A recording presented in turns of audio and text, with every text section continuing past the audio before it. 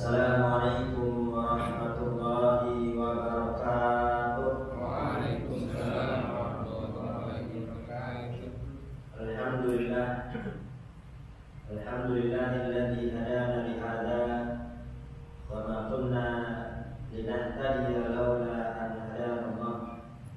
Allahumma shalli ala sayyidina Muhammadin al-Fatih lima ughliqa wal khatim lima sabaq nasrul haqqi bil haqq wal hadi ila siratikal mustaqim wa ala alihi wa sahbihi haqqa qadrihi wa miqdarihi al-azim.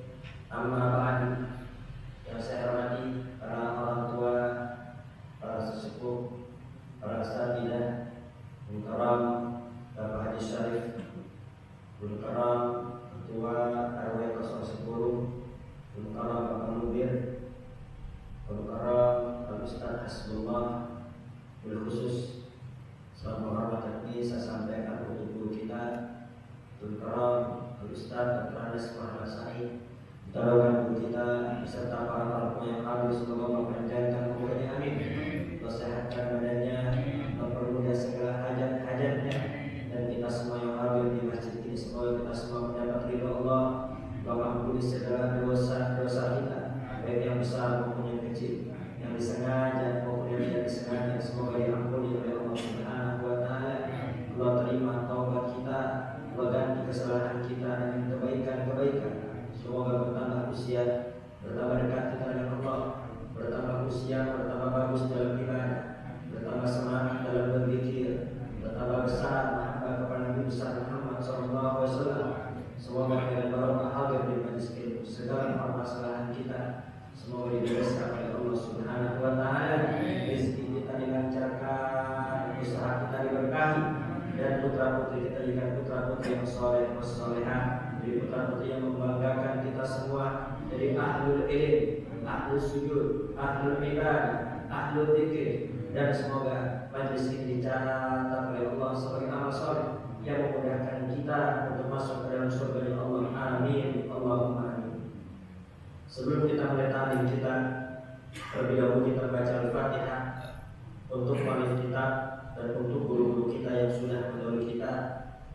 Al-Fatihah dari Imam Bukhari, Syekh As-Sabuni, Ustaz Ali bin Abdul Salam, Syekh Sulaiman Nur, Imam Haji Al-Asqalani, bin Hasan Fatah, Syekh Abdul Salim, Syekh Abdul Jalal, Ibn Awliya wa Rahmatullah Al-Bijah wa Al-Utas, Al-Fatihah Al-Suami, Al-Fatihah Al-Fatihah wa khususan Al-Masjid Al-Masjid Al-Mahmud Hadid bin Al-Fatihah.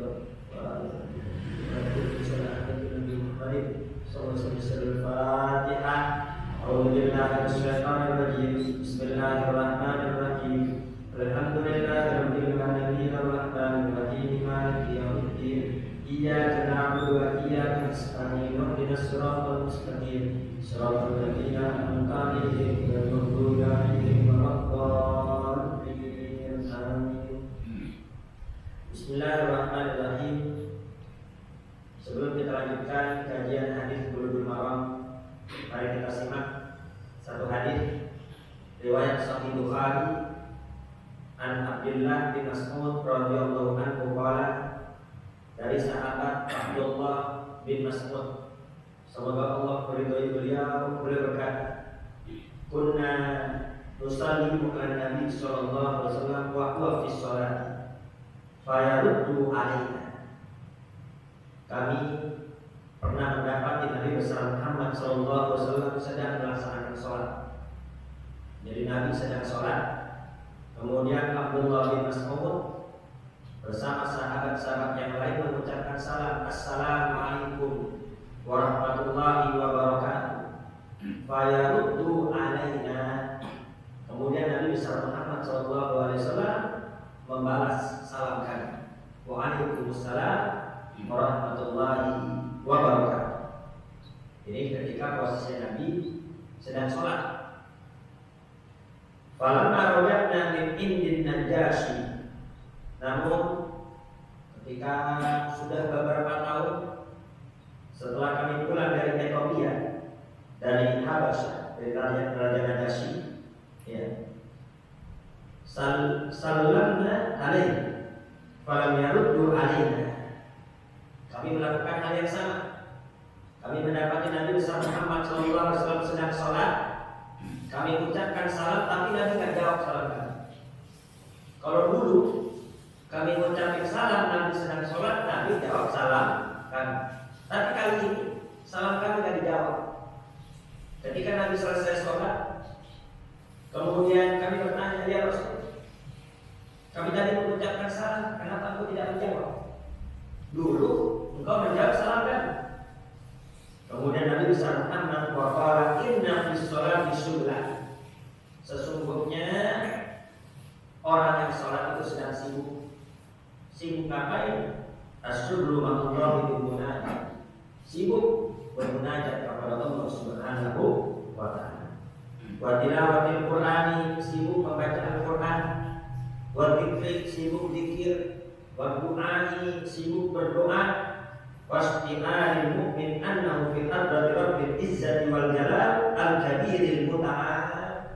Dan orang yang sholat itu sibuk menghadirkan hatinya bahwasanya dia sedang menghadap kepada Allah Subhanahu wa ta'ala, dan yang maha mulia lagi, dan yang maha agung.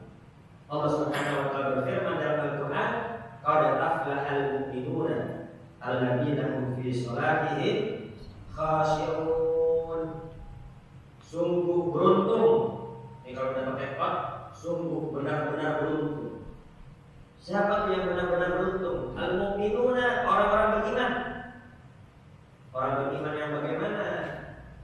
Yang dipastikan akan mendapat keberuntungan baik di dunia maupun di akhirat adalah alladzina hum fi sholatihim khashi'un, yang di dalam sholatnya khusyuk, hadir hatinya kepada Allah Subhanahu wa ta'ala.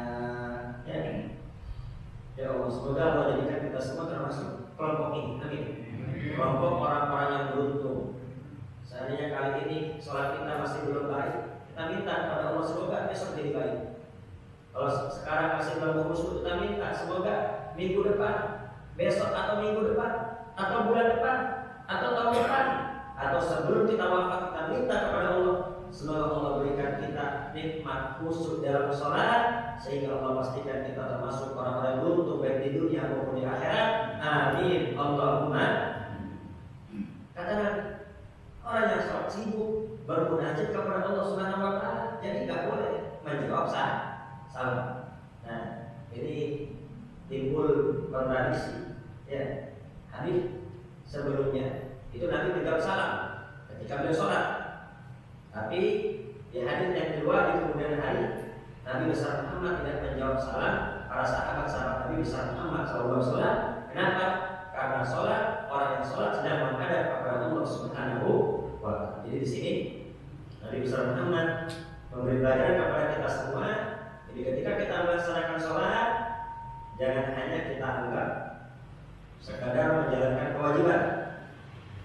Jangan jadikan sholat itu sebagai beban, atau jangan jadikan sholat sebagai hutang.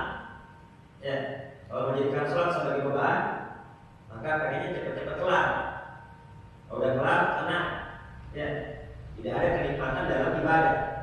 Sekedar menggugurkan kewajiban, sekedar membayar hutang, sekedar menjalankan perintah Allah Subhanahu wa ta'ala. Kalau kita melaksanakan sholat subuh, zuhur, asar, maghrib, dan isya hanya sekedar menjalankan kewajiban, bagaikan membayar hutang atau terbebas dari beban, maka nanti akan timbul kebosanan. Kenapa? Karena sholat itu adalah gerakan ibadah yang itu saja, hanya sekedar takbir, berdiri, rukuk, sujud, duduk. Jadi kalau sekedar menjalankan kewajiban, sekedar membayar hutang, sekedar agar terbebas dari beban, maka ya sudah, nanti timbul kebosanan. Cuma gerak-gerak begitu saja tanpa ada makna. Jadi sholatnya itu tidak bermakna. Akan tapi bagaimana? Ketika kita sholat, hadirkan hati kita bahwasanya kita bukan hanya menjalankan perintah, bukan hanya menjalankan kewajiban, akan tapi kita akan berjumpa dengan Allah Subhanahu wa taala. Kita akan bermunajat kepada Allah Subhanahu wa taala. Bayangkan, seandainya kita lama nggak ketemu sama orang tua, atau lama nggak ketemu sama anak, dikarenakan jauhnya jarak, jadi jarang ketemu. Tiba-tiba kita pulang kampung, udah nyampe di kampung halaman, sebentar lagi sampai, kira-kira gimana hati? Girang. Kenapa? Bakal ketemu orang tua atau bakal ketemu anak. Itu detik-detik ingin berjumpa, ingin sampai, itu apa? Merasakan kesenangan, kebahagiaan, kedamaian yang begitu luar biasa. Dan demikian pula, ketika kita sholat, bayangkan, sebentar lagi akan datang waktu Isya. Bayangkan bahwasanya sebentar lagi kita akan berjumpa dengan Allah Subhanahu wa taala. Kemudian ketika pukul 4:30, kita membayangkan, waktunya aku berjumpa dengan Allah Subhanahu wa taala. Ketika pukul 11:30, sebentar lagi kita akan berjumpa dengan Allah. Jadi saat-saat melaksanakan sholat, bayangkan bahwasanya kita akan berjumpa dengan Allah Subhanahu wa taala. Kita akan bermunajat kepada Allah Subhanahu wa taala. Agar apa? Agar sholat kita lebih bermakna. Itu yang pertama. Kemudian yang kedua, bayangkan juga bahwasanya kita akan mengadu, akan meminta kebutuhan-kebutuhan kita kepada Allah Subhanahu wa taala. Rabbi firli warhamni wajburni warfa'ni warzuqni wahdini wa'afini warfa'. Rabbi firli, ya Allah, ampuni aku, kasihani aku. Warfa'ni, angkatlah derajatku. Warzuqni, berikan aku rezeki. Wa'afini wa'fa'ni, sehatkan aku, ampuni segala dosa-dosa. Ini semua kebutuhan-kebutuhan kita. Kita minta ampun, minta rahmat, minta kasih sayang, minta diangkat derajat kita agar tidak menjadi orang yang hina. Minta diangkat derajat kita agar tidak diremehkan oleh orang. Warfa'ni warzuqni, minta rezeki, agar dimudahkan mencari rezeki, sehingga kita bisa tenang dalam ibadah kepada Allah, sehingga kita bisa hadir di majelis ilmu dan lain sebagainya. Wahdi, minta hidayah, minta petunjuk, minta terus menerus agar mendapat petunjuk, minta sehat walafiat, dan minta ampunan. Ini semua kebutuhan kita. Jadi sebetulnya semua permasalahan kita beres sama sholat. Semua permasalahan kita tuh beres sama sholat. Kalau kita ada masalah, berarti apa? Sholat kita bermasalah. Bereskan sholat kita, insya Allah semua permasalahan kita akan dibereskan oleh Allah Subhanahu wa taala. Ada orang yang mengeluh susah rezeki dan lain sebagainya, tapi nggak sholat, salah sendiri. Rezeki lancar, akan tapi Pak, hidupnya penuh dengan masalah, ada aja permasalahan. Periksa, sholatnya tidak beres. Bereskan sholat itu. Jadi ketika detik-detik kita akan melaksanakan sholat, bayangkan bahwasanya kita akan berjumpa dengan Allah, kita akan bermunajat kepada Allah, dan kita akan mengadu, berdoa, meminta kepada Allah Subhanahu wa taala. Iyyaka na'budu wa iyyaka nasta'in. Hanya kepada Engkau ya Allah kami menyembah, dan hanya kepada Engkau ya Allah kami memohon pertolongan. Benar-benar. Di saat-saat kita meminta, berdoa kepada Allah Subhanahu wa taala, dan iyyaka na'budu wa iyyaka nasta'in bukan hanya dalam sholat. Kalau habis sholat masih berharap sama orang, masih minta sama orang, masih berharap sama dukun, masih berharap sama ini dan itu, berarti apa? Dia belum iqamus sholat, belum mendirikan sholat, baru sekedar ngerjain doang, dan sholatnya tanpa makna. Jadi belum benar-benar bergantung kepada Allah Subhanahu wa taala, masih berharap sama orang, masih meminta sama orang, masih bersandar sama orang. Allah bis-samad, hanya Allah tanpa benar. Jadi iqamus shalah, makna iqamus shalah, makna mendirikan salat ialah apa?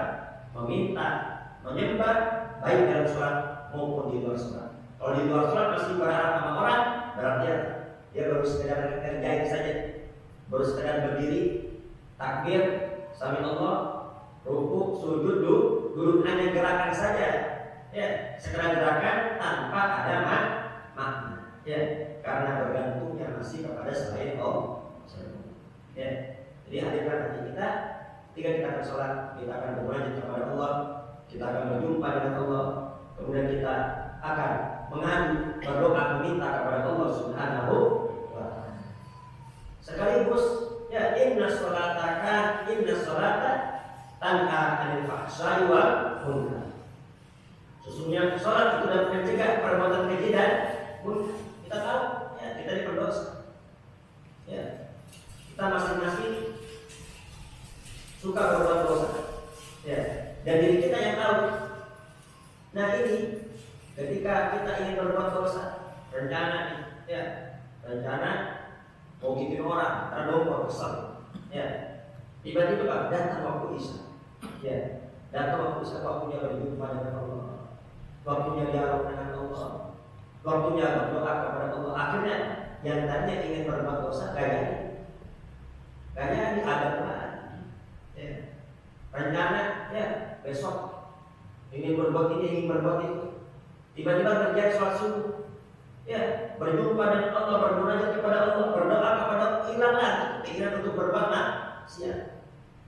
Datang waktu zuhur, datang waktu asar, ya, habis zuhur niatnya mau korupsi, niatnya mau menipu dan lain sebagainya, ya, dikarenakan godaan ini dan itu, akan timbul keinginan ingin nipu, ingin korupsi dan lain sebagainya. Tiba waktu sholat, maka mengadu kepada Allah, ya Allah, ini hati pengen maksiat, ya, hilang lagi keinginan untuk berbuat maksiat. Hadirkan makna ini agar apa? Agar sholat kita tidak sekadar rutinitas biasa yang membosankan, ya. Jadi apa? Jadi biar ada makna. Nah, kembali ke tadi besar Muhammad itu tidak menjawab salam. Kenapa? Karena sholat itu, ya, orang yang sholat sibuk berjumpa dengan Allah, sibuk bermunajat kepada Allah, sibuk membaca Al-Quran, sibuk berzikir, ya, sibuk berdoa kepada Allah Subhanahu wa Ta'ala. Manusia benar hadis. Pelajaran apa yang dapat kita ambil dari hadis ini? Ya, al-awwal, yang pertama, fil hadithi dalalatun. Hadis ini menunjukkan ala-anal kalama bukan katakan mubahan.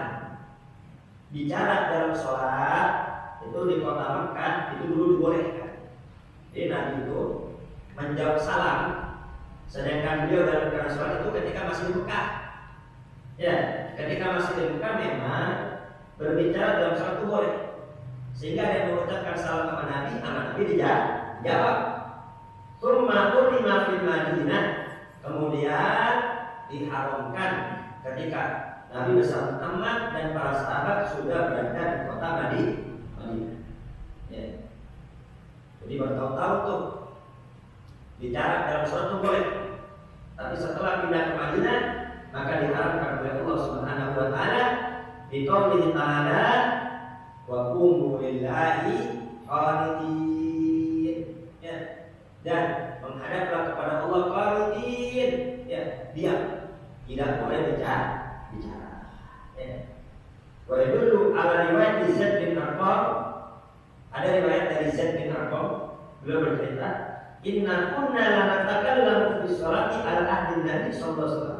Ya, dulu kami pada masa Nabi lagi sholat itu biasa ngobrol, sambil sholat sambil ngobrol, ya, kanan kiri sambil ngobrol biasa dulu, ya, itu pada masa Nabi. Yukallimu ahaduna sahibahu bihajatihi, ya, ini saling ngobrol, nanti ada hajat apa, habis ini mau kemana, sambil ngobrol sambil sholat. Itu ketika di kota Makkah, terus bertahun-tahun seperti itu. Hatta nazalatil ayat, hingga turun ayat firman Allah Subhanahu wa Ta'ala, hafizu al-sholawati was-sholatil wusta wa qulu lillahi qanitin. Ya, hingga turun ayat ini, jagalah sholat lima waktu dan sholat wusta, sholat pertengahan, itu sholat asar. Sholat asar itu masuk juga di nawab, tapi apa? Kenapa diulang lagi? Saking pentingnya sholat asar.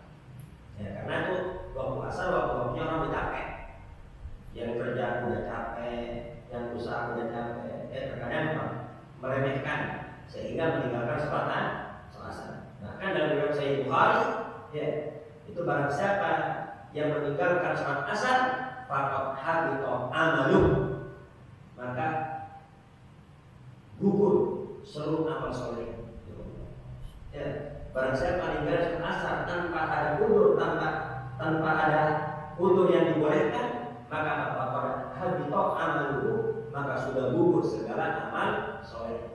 Ya, yang mana disebut oleh Nabi Zaid bin Ibrahim Smith dalam kitabnya Al-Khutbatul Mimbariyah, tidak ada perbuatan yang membatalkan amal soleh kecuali syirik.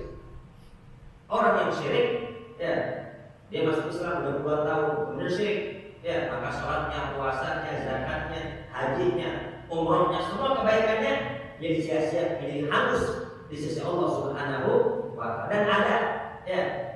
Dan ada kata para sahabat, amalan perbuatan yang serupa dengan murtad. Apa itu? Meninggalkan sholat asar secara sengaja.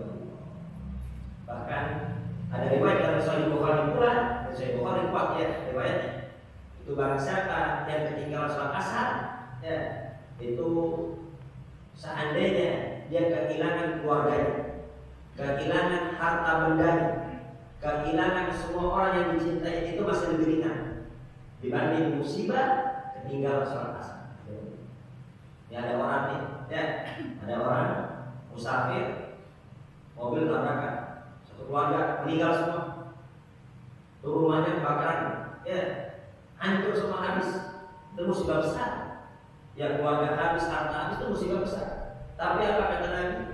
Itu musibah tak seberapa dibanding orang yang meninggalkan sholat asar. Ya, jadi saking pentingnya sholat asar sampai disebutkan secara khusus, hafidhu ala sholawati, jagalah sholat 5 waktu, was sholat wusta, dan sholat asar. Ya, pada sholat asar juga masih 5 waktu. Wa qumu lillahi qanitina, ya, dan menghadaplah kepada Allah qanitina wa umirna bis-sukun. Ya, kami diperintahkan untuk diam.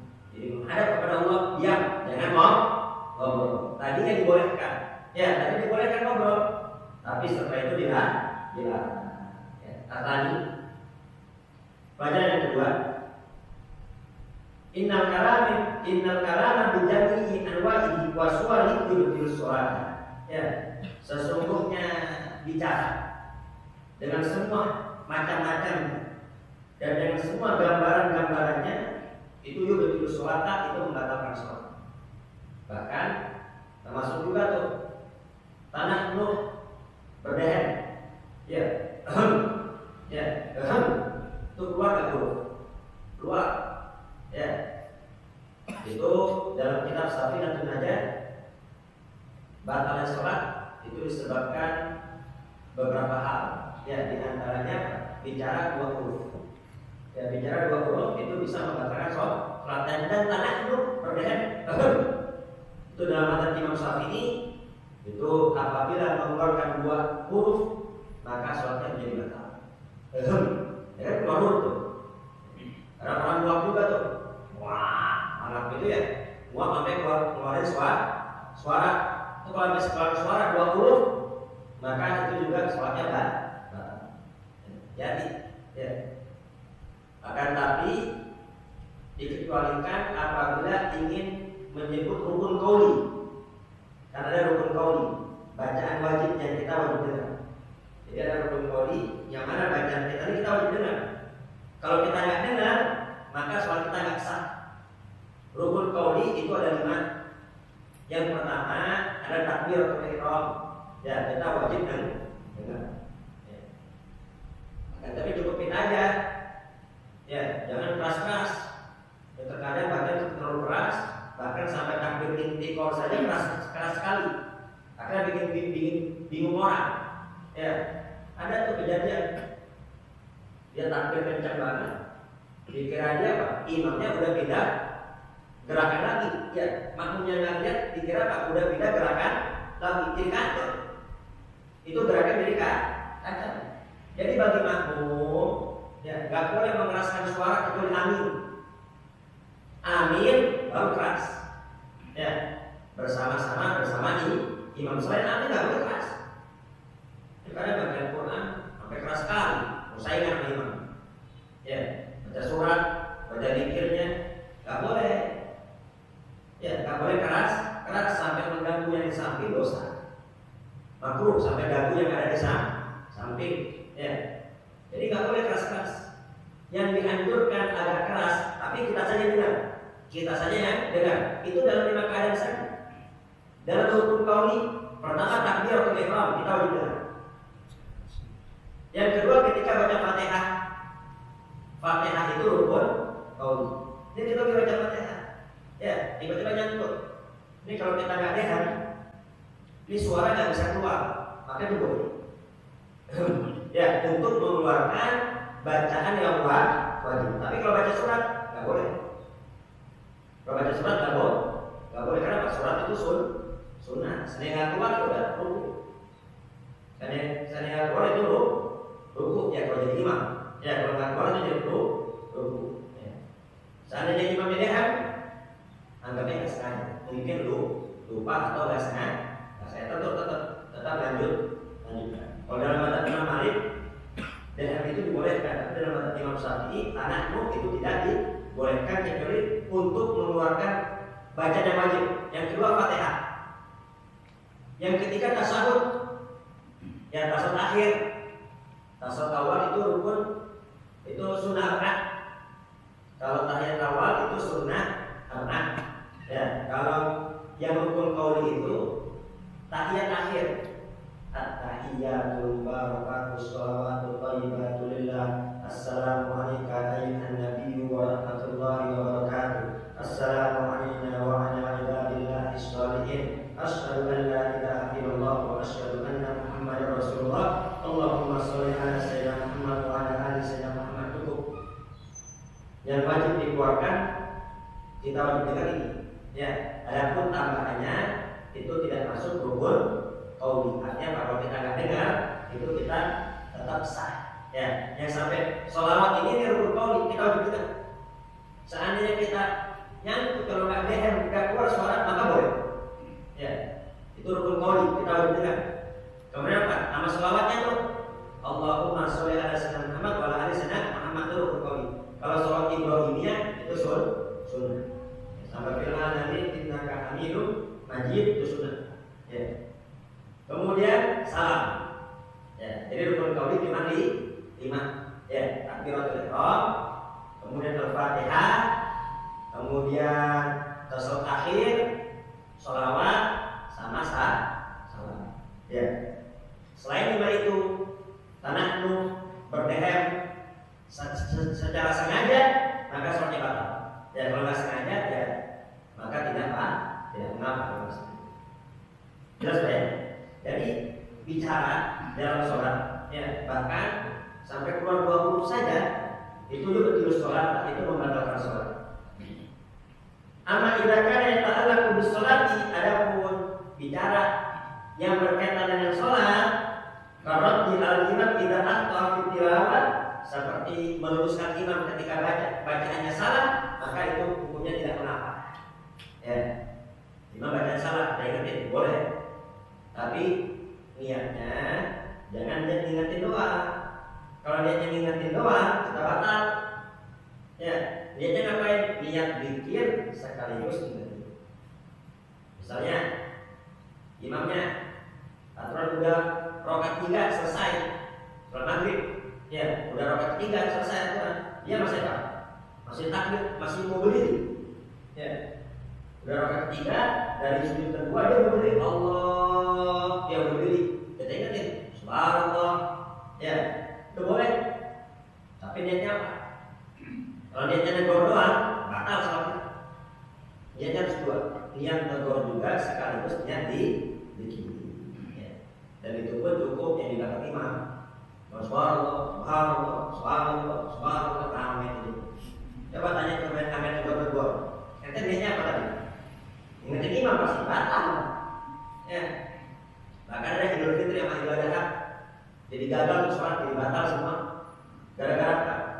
buat makmum yang sotoy kan sunnah. Sholat Idul Fitri dan Idul Adha takbir rakaat pertama selain takbiratul ihram itu 7 kali.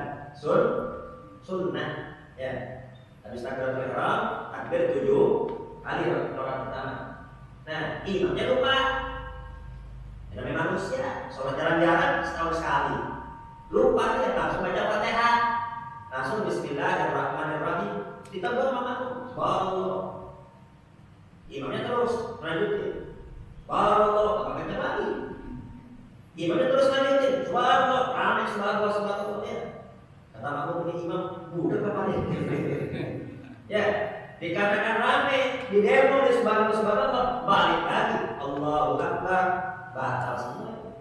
Kenapa? Karena takbirnya itu sunnah. Ya, bacaan Fatihah rukun. Kalau udah ke rukun balik ke sunnah, batal semua. Nah, jadi acara-acaranya itu sama nih sholat maghrib misalnya. Rakaat kedua itu habis sujud kedua kan duduk tahiyat awal. Imamnya lupa, langsung berdiri Allahu Akbar, langsung berdiri. Nah, boleh subhanallah, ingatnya boleh. Maksudnya Pak, ini udah rakaat ketiga. Nah, tapi kalau posisi imamnya udah terlanjur berdiri, udah ruku ke atas, kalau masih di bawah ruku, itu boleh duduk lagi. Tapi kalau udah posisinya ruku ke atas, ya udah berdiri, itu berarti udah rukun. Sedangkan tahiyat awal itu sunnah ab'ad. Ya, sama kayak kunut. Kunut itu sunnah ab'ad. Ya, seandainya lupa kunut, Allah, subhanallah, kalau posisinya masih di atas ruku, itu boleh balik lagi. Tapi kalau posisi udah di bawah ruku, imam nggak boleh balik lagi, udah sujud aja. Tapi kalau makmum tetap protes, subhanallah, akhirnya apa? Imam yang udah sujud naik lagi, batal itu. Sama tadi itu, sholat maghrib. Ya, aturan dulu tahiyat awal, imamnya lupa berdiri. Ya, jadi udah diingetin subhanallah di rakaat ketiga maksudnya. Ya, imam tetap berdiri. Kenapa? Karena posisinya udah berdiri, udah rukun. Kalau dia duduk batal. Ini makmumnya rokes. Allah, dia mau duduk lagi dia batal semua. Justru malah batal semua. Jadi bicara yang berkaitan dengan sholat boleh, tapi niatnya apa dulu? Ya, niatnya dikir sekaligus niat mengingatkan imam. Ya, kalau laki-laki tasbih lil rijal wa tasbihu lin nisa'i. Tasbih untuk laki-laki subhanallah. Ya, kalau perempuan tasbihu tepuknya tuh diajarin bukan gini. Nah, itu tepuk. Burung itu. Tepuknya begini. Ya, tepuknya ini. Lapak ini tepukin doang. Begitu. Ya. Jadi itu perempuan.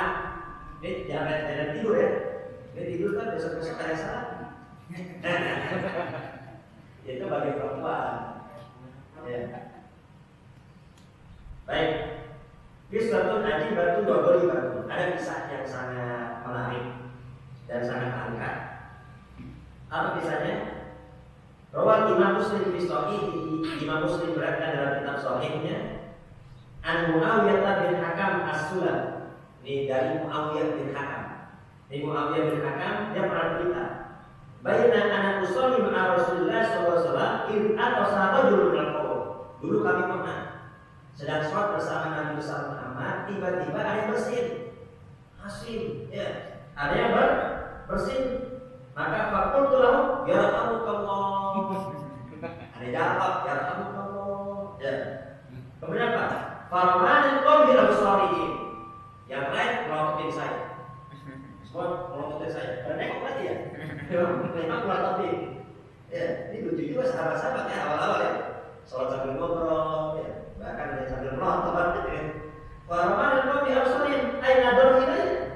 Nadrotan inkari wa zajrin. Melotot marah dan melotot marah. Ya, melotot marah. Begini ya. Kemudian apa? Fakultu waktu lagu maya. Ya, waktu lagu maya. Ini istilah orang Arab. Ya, coba dulu aneka di lahir. Ya,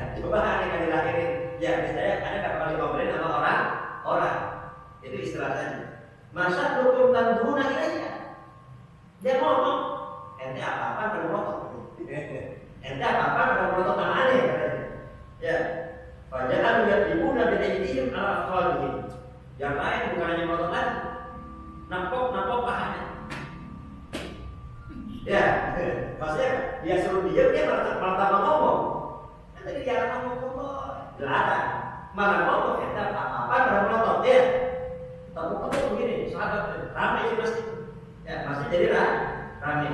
Nah, kemudian setelah sholat itu Nabi besar Muhammad SAW bertanya, ya ini ada apa? Kok rame-rame? Ada ini ya Rasul. Muawiyah bin Hakam lagi sholat ngobrol. Ya lagi sholatnya mereka orang bersih. Dikototin, dia ngomong. Ya. Apa kata Muawiyah bin Hakam? Ma ra'aitu mu'alliman qablahu wala ba'dahu ahsana ta'liman minhu. Ya. Aku enggak pernah melihat ada seorang guru sebelum dan sesudahnya yang cara mengajarnya lebih baik dari Nabi besar Muhammad sallallahu alaihi wasallam. Ya. Wallahi ma ta'awani. Demi Allah, Nabi enggak memarahi saya. Wala darabani, Nabi enggak memukul saya. Wala syatamani, Nabi juga enggak mencaci saya. Ya, itu guru paling baik Nabi besar Muhammad. Inna maqala li, ya, Nabi hanya berkata, ya Muawiyah, wahai Muawiyah, inna hadhihi sholata la yaslu fiha syai'un min kalamin nas. Ini sholat enggak boleh kecampur dengan ucapan manusia. Inna ma tasbih wa takbir wa qiraatul Quran. Isinya sholat hanya tasbih, takbir dan bacaan Quran. Ya, jadi kesimpulannya ya, bicara dalam sholat itu dibolehkan pada awal-awal Islam ketika masih di kota Makkah. Namun ketika sudah berada di kota Madinah, maka bicara dalam sholat itu dilarang. Ketika turun ayat wa qumu lillahi qanidina. Ya, jadi penting ini belajar hadis dengan satu dua. Dia belajar satu dua doang, ini Sahih Bukhari ini. Ya, boleh ngomong dengan siapa? Riwayat Zaid bin Arqam. Ya, padahal itu riwayat Zaid bin Arqam ketika masih ada di kota Makkah. Ya, jadi berdasarkan ini semua berarti nggak bertentangan. Ya, boleh ngomong ketika di kota Makkah. Ketika sudah di Madinah, maka tidak boleh bicara. Ya, waktu habis ya. Ini kita belum sempat baca belum baik. Semoga ini manfaat dan barokah. Ya, Allah Subhanahu wa taala senantiasa meneguhkan hati kita, menjadikan kita orang-orang yang istiqamah dalam ibadah. Wa husnul khatimah.